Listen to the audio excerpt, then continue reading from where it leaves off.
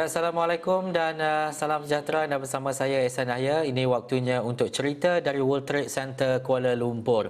Dan kita tahu bagaimana penularan COVID-19 hari ini dan juga waktu ini, dan dalam masa yang sama kita nak melihat kepada perkembangan keadaan dan juga situasi terkini. Apa yang dikatakan sebagai Perintah Kawalan Pergerakan diperketatkan bersasar atau PKPDB secara pentadbiran di beberapa lokasi di Sabah, antaranya di Lahad Datu, di Tawau, Kunak dan juga di Sampurna. Dan kalau boleh saya kongsikan dengan anda, sebelum ini Lahad Datu merekodkan lebih daripada 240 kes, di Tawau dengan 630 kes dan lebih juga 60 kes di Kunak dan juga Sampurna dengan 255 kes.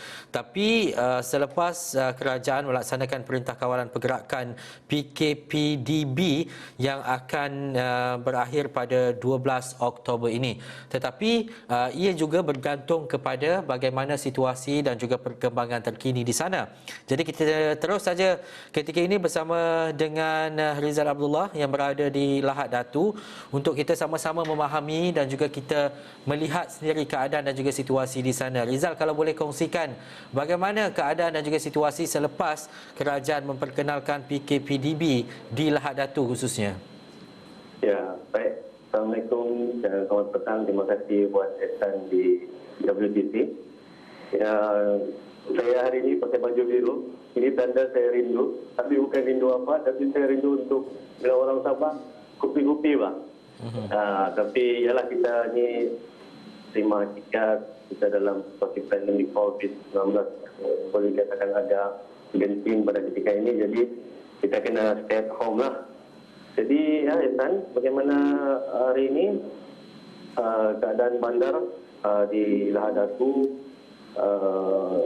setelah beberapa hari ini masih dalam keadaan yang lenang dan ialah kosong. Yang ada hanya kesehatan jalan raya dan juga bank, restoran masih buka. Tapi untuk restoran cuma ada takeaway lah, kita boleh dine di dalam.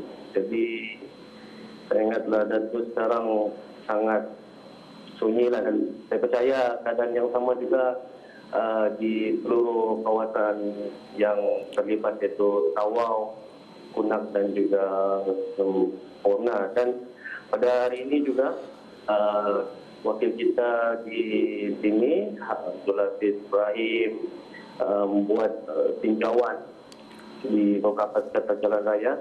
Dan anda dapat lihat mungkin kita jadi di ketika ini, di mana sektor jalan raya tersebut di kawasan Kampung Puyut, kawasan Kampung Muhibah dan juga di Batu 13 di Jalan Segamah menuju ke arah Tetakanah.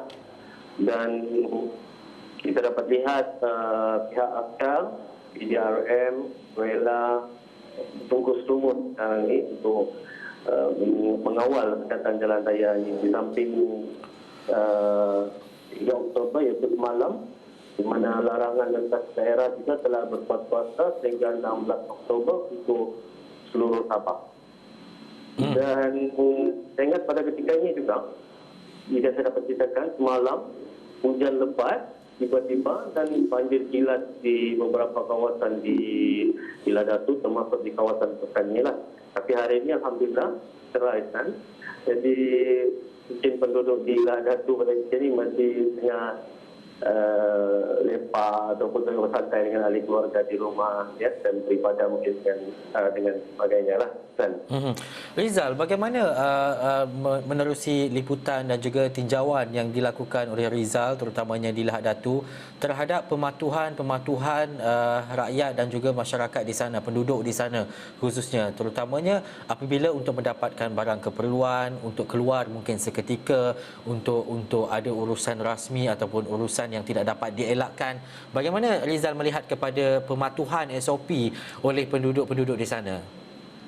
Ya, betul. Setakat ni apa daripada berdasarkan pemerhatian saya dan juga laporan daripada rakan-rakan kita di lapangan, tahap pematuhan SOP ataupun larangan-larangan tertentu dalam PKP ini adalah masih dalam keadaan yang terkawal dan penduduk masih dapat ikut ataupun patuh pada SOP, namun ialah tidak dapat dinafikan ada juga beberapa setengah penduduk yang nakal, yang bawa family keluar.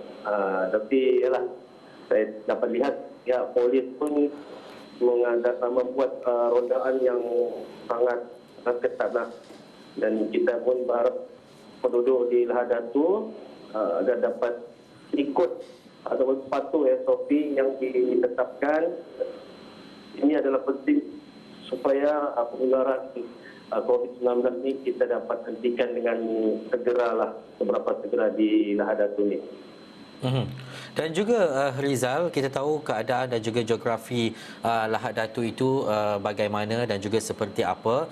Bagaimana untuk mungkin kerja-kerja liputan dan juga untuk mendapatkan berita, dan Rizal wakil Esok Awani yang berada di sana kan untuk mendapatkan maklumat dan juga info terkini selepas Sabah memilih hari itu khususnya.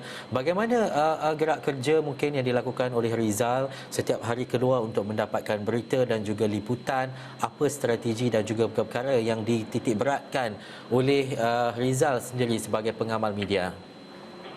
Ya, kan, bagi saya sebagai pengamal media di Lahad Datu ni, di Pantai Timur, saya ingat dalam tempoh PKP diperketat bersasar ni, saya akan rujuk dulu informasi daripada grup-grup WhatsApp dan maklumat daripada rakan-rakan media yang lain sebelum keluar daripada rumah. Dan jika saya lihat suatu acara tu ataupun berita tu tidak begitu penting sangat, kita just kerja dari rumah lah, work from home. Dan sekiranya perlu untuk keluar,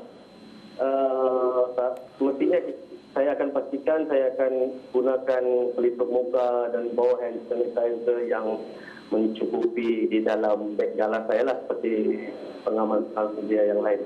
Saya itu semua pengamal media sekarang pun berdebar-debar juga, sebab sebenarnya pengamal media pun berdepan risiko yang amat tinggi. Dan saya pun lepas baru balik dari Tempona dan saya cadang dalam waktu terdekat ini pun saya akan buat swab test juga lah dalam tempoh terdekat ni.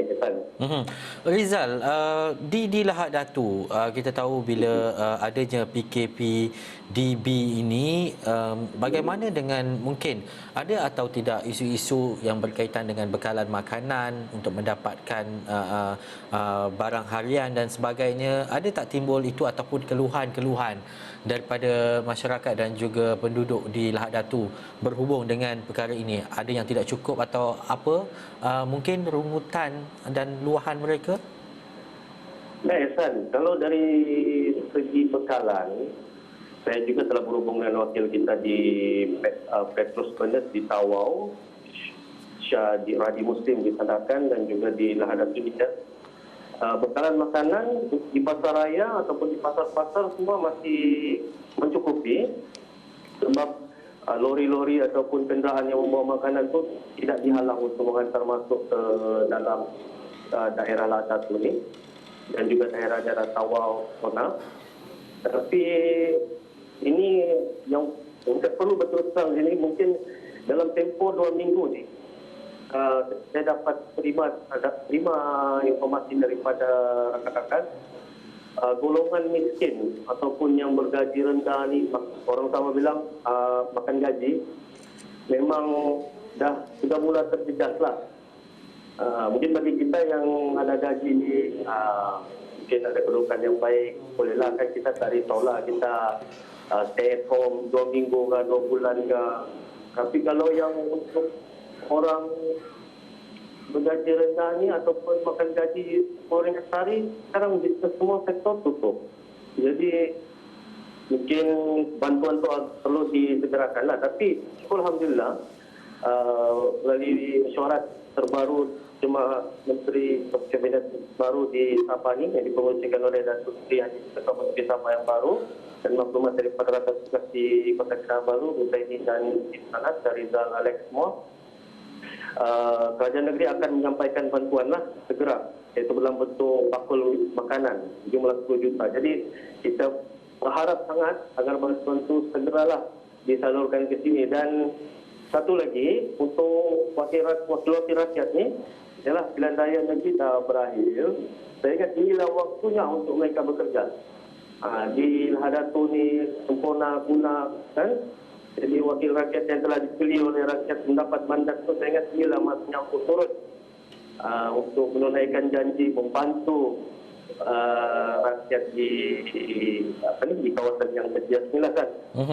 Dan selepas pilihan raya negeri dan kita pula berdepan dengan pandemik COVID-19 dan juga angka dia bukan angka agak tinggi sehingga dilaksanakan PKPDB, dan seperti yang Rizal sebut tadi, mungkin yang terjejas adalah mereka yang berpendapatan rendah, dan itu memang itulah situasi dan keadaannya. Tetapi kita tahu juga sektor perniagaan, usahawan dan juga mereka yang berniaga secara kecil-kecilan kan di Lahad Datu ini antara yang terjejas juga. Bagaimana menerusi tinjauan Rizal terhadap kedai-kedai dan juga lokasi perniagaan terutamanya di pasar? Mungkin adakah ia serancak sebelum ini ataupun perniagaan itu berjalan seperti biasa atau bagaimana? Ya, untuk pasar yang jual sayur, ikan, pasar raya macam supermarket semua, tidak ada masalah lah. Tapi kedai rutin itu saja pilihan orang ramai untuk membelilah pada saat ini. Tapi untuk perniagaan lain, sektor-sektor lain memang saya boleh katakan bermasalah lah. Dan sejak 29 September lalu, semua sektor tutup. Untuk kawasan PKP diperketat bertahap ya kan. Jadi peniaga dengan pekerja ni berkait rapat. Bila peniaga tak buka bisnes, pekerja pun tak besar. Jadi saya ingat benda ni perlu diperhalusi lagi lah. Sebab ekonomi di Lahad Datu dan kawasan Tawau, Sempurna, Kunang ni memang dalam tempoh 2 minggu ni kalau sambung lagi lah masa PKP perketat, saya rasa memang ada masalah yang besar lah kepada semua penduduk di sini. Baik, Rizal, mungkin secara ringkas selepas ini kita tahu dalam tempoh ini tadi ada buat tinjauan lengang keadaan PKPDB di Lahad Datu. Mungkin selepas ini apa lagi bentuk-bentuk liputan yang cuba Rizal bawakan kepada penonton Esok Awal ni?